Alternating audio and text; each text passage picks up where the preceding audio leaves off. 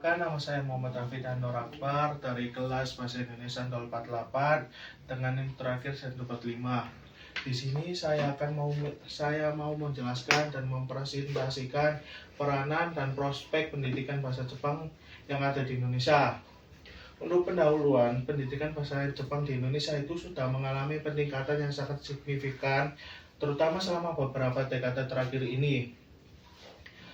Pendidikan bahasa Jepang itu bisa menjadi salah satu bahasa asing paling diminati dan disukai oleh masyarakat di Indonesia. Dan mengapa sih kok bisa bahasa Jepang itu bisa disukai dan bisa diminati oleh orang-orang di Indonesia? Itu ada beberapa faktor. Yang pertama itu faktor hiburan dan faktor hiburan gitu. Jadi kayak hiburan-hiburan yang ada di Jepang seperti kayak anime, kayak manga yang ada di Jepang itu masuk di Indonesia. Contohnya yang paling terkenal itu kayak Naruto atau Doraemon gitu. Naruto atau Doraemon itu kan dari usia anak-anak sampai usia dewasa itu kan pasti mengetahui lah siapa-siapa aja gitu, kayak tokoh utamanya itu pasti udah hafal banget. Yang kedua itu kesempatan karir yang sangat luas. Pemerintah Jepang dan perusahaan-perusahaan Jepang itu sudah mulai masuk ke Indonesia untuk membuka lapangan pekerjaan, dan ya itu gajinya otomatis lebih besar gitu daripada di Indonesia. Untuk peranannya itu meningkatkan komunikasi. Nah, komunikasi ini meningkatkannya itu kan ya otomatis bisa berkomunikasi dengan orang-orang Jepang gitu. Yang kedua itu memahami budaya-budaya dan ya adat istiadat dan kebiasaan-kebiasaan di Jepang.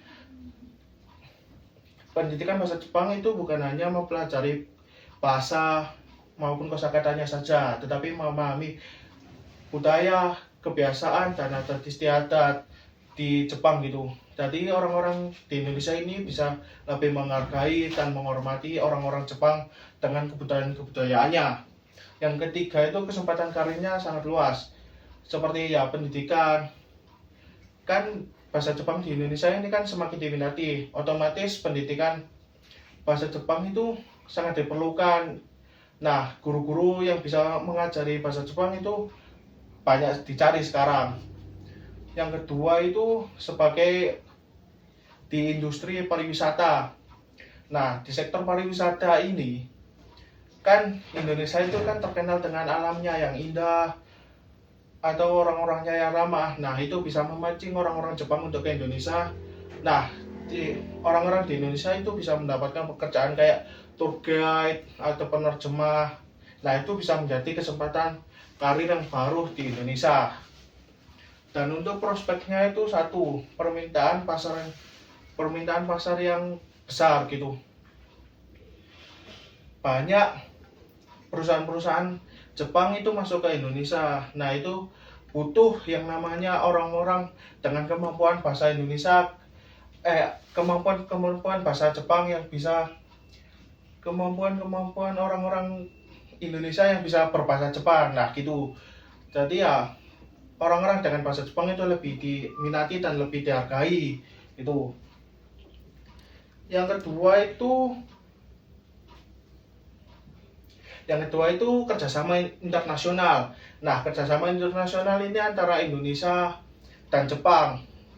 Nah, seperti kerjasama di bidang industri, kesehatan, pendidikan, maupun teknologi.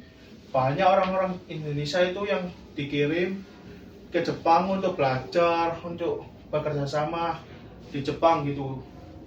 Sekian dari saya. Terima kasih. Wassalamualaikum warahmatullahi wabarakatuh.